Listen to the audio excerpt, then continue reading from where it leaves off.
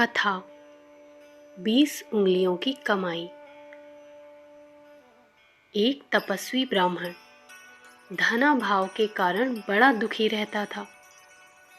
सारा दिन ब्रह्मनिष्ठा में व्यतीत हो जाता। पैसे आने का कोई अन्य साधन न था। जो थोड़ी बहुत आय होती उसी से उनका कुटुंब अपना भरण पोषण कर लेता।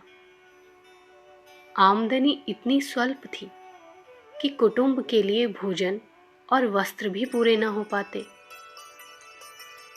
नित्य के अभावों से दुखी होकर ब्राह्मण पत्नी ने एक दिन अपने पति से कहा, आर्य, नित्य के कष्ट अब असहनीय होते जाते हैं, इसलिए कोई ऐसा उपाय कीजिए जिससे यह कठिनाइयां कम हो जाएं। उस वन्य प्रदेश में ब्राह्मण क्या आजीविका कर सकता था? उसने बहुत सोचा कि अपने नियमित कार्यक्रम को पूरा करते हुए द्रव्य उपार्जन की कुछ व्यवस्था कर सकूं। पर स्थिति कुछ ऐसी ही थी। वह वहां कुछ नहीं कर सकता था। बहुत विचार करने के बाद भी जब वह किसी निश्चित परिणाम पर न पहुंच सका तो ब्राह्मणी ने कहा, नाथ, हम लोग अकर्मण्य नहीं हैं। प्रमाद या आलस्य में समय बिताकर या अयोग्यता के कारण अभाव नहीं भुगत रहे हैं।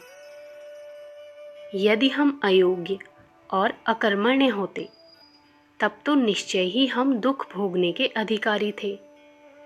परंतु हम लोगों का जीवन तो लोक सेवा के लिए है। आप अपनी प्रकांड विद्वता और उज्जवल आत्मशक्ति का उपयोग लोक सेवा के लिए कर रहे हैं। इसके बदले में क्या अन्न वस्त्र की आवश्यकता हम समाज द्वारा पूरी करने के अधिकारी नहीं हैं? निश्चय ही साधारण जनता ऐसे अप्रत्यक्ष सेवकों का महत्व अच्छी तरह पहचान नहीं पाती, जिनके द्वारा निर्मल ज्ञान गंगा का आविर्भाव होता है और जो अपनी आत्मशक्ति द्वारा जन समाज के दुखदायी अरिष्टों को दूर करने के भागीरथ प्रयत्न में प्रवृत्त रहते हैं। यदि अज्ञानवश लोग हमारी आवश्यकताओं की ओर ध्यान नहीं देते हैं तो हमें इसके लिए उन्हें चेताना चाहिए। ब्राह्मण के मुख पर हंसी की एक रेखा दौड़ गई। वह समझ गया कि ब्राह्मणी की इच्छा किसी संपन्न व्यक्ति से कुछ मांग लाने की है। संतोषी ब्राह्मण का स्वभाव कुछ संकोचशील था। वह अपने को अधिक से अधिक तपस्या की कसौटी पर कसना पसंद करता था।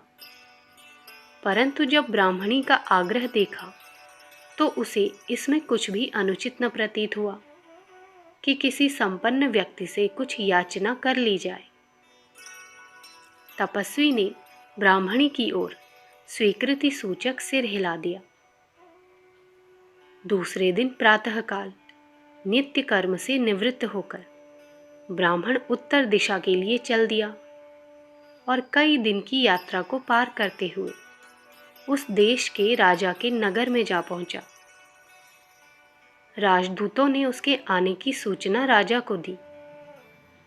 समाचार पाते ही राजा उनकी आगवानी को दौड़ा आया।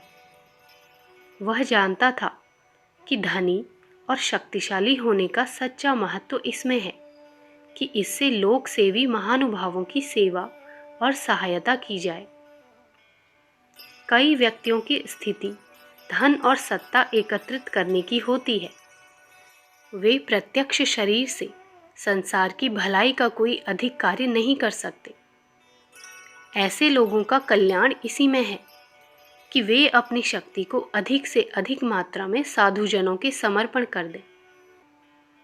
राजा ने इस मानव धर्म को समझा था और वह साधुजनों की सेवा के लिए सदैव प्रस्तुत रहता था।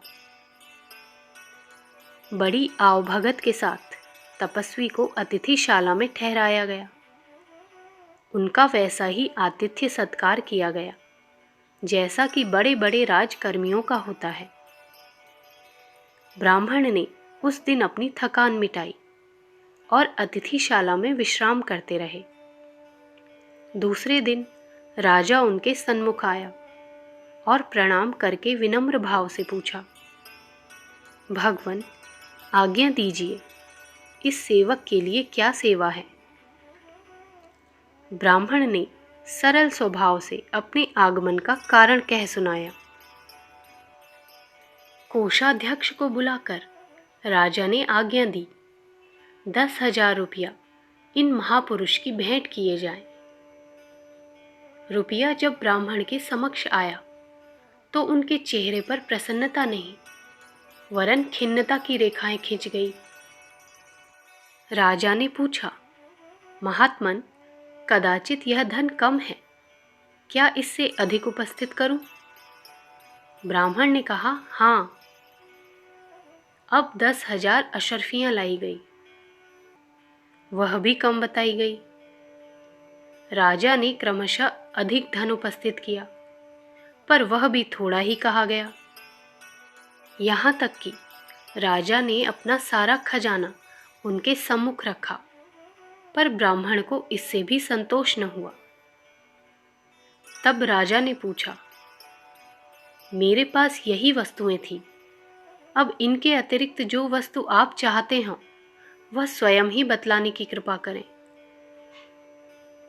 ब्राह्मण ने कहा, राजन, धन का महत्व धन के अधिक परिमाण में होने से नहीं वरन उत्तम भावनाओं के साथ दान करने में है, और उत्तम भावनाएं उसी धन में हो सकती हैं जिसे 20 उंगलियों के परिश्रम से कमाया गया हो। क्या तुमने यह सब धन अपने परिश्रम से कमाया है? यदि नहीं तो इस धन को देकर तुम्हारा और लेकर मेरा कुछ विशेष भला न होगा। मुफ्त का माल देने और लेने वाले में से किसी का कल्याण नहीं होता। यदि तुम्हारा अपने परिश्रम से कमाया हुआ धन हो तो वह मुझे दे दो।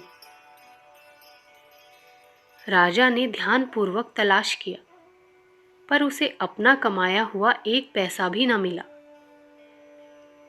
ब्राह्मण खाली हाथ लौट जाने को तैयार होने लगे। राजा ने उनसे करबद्ध प्रार्थना की, प्रभु, आज रुक जाइए, रात को मैं मजदूरी करूंगा और जो भी धन मुझे मिलेगा आपको दे दूंगा। ऋषि प्रसन्नतापूर्वक ठहर गए।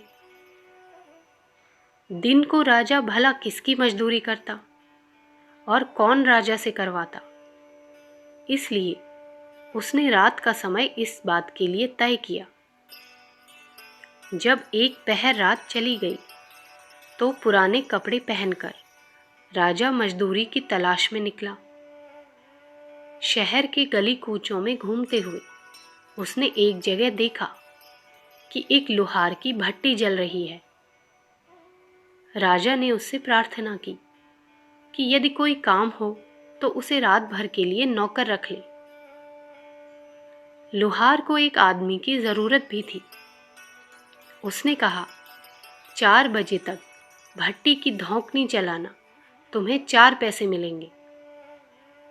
राजा धौंकनी चलाने लगा और प्रातःकाल 4 पैसे लेकर अपने घर चला आया। दूसरे दिन वह 4 पैसे ले जाकर उसने ब्राह्मण के सामने रख दिए और उन्हें किस प्रकार कमाया इसका सारा वृत्तांत बता दिया। ब्राह्मण प्रसन्न होते हुए उन 4 पैसों को लेकर चल दिए। घर पर ब्राह्मणी प्रतीक्षा कर रही थी कि पति महोदय धन लेकर आते होंगे जिससे गृहस्थी की सारी वस्तुएं खरीदूंगी। कई दिन की प्रतीक्षा के बाद ब्राह्मण जब घर पहुंचा तो सबको बड़ी प्रसन्नता हुई और उत्सुकतापूर्वक उस धन को देखने के लिए सब उनके पास एकत्रित हो आए। देखा तो केवल 4 पैसे ब्राह्मण के पास थे। ब्राह्मणी दुख और क्रोध से झुंझला गई और उसने उन 4 पैसों को उठाकर दूर फेंक दिया। घर भर में निराशा और असंतोष की विचारधारा बह रही थी।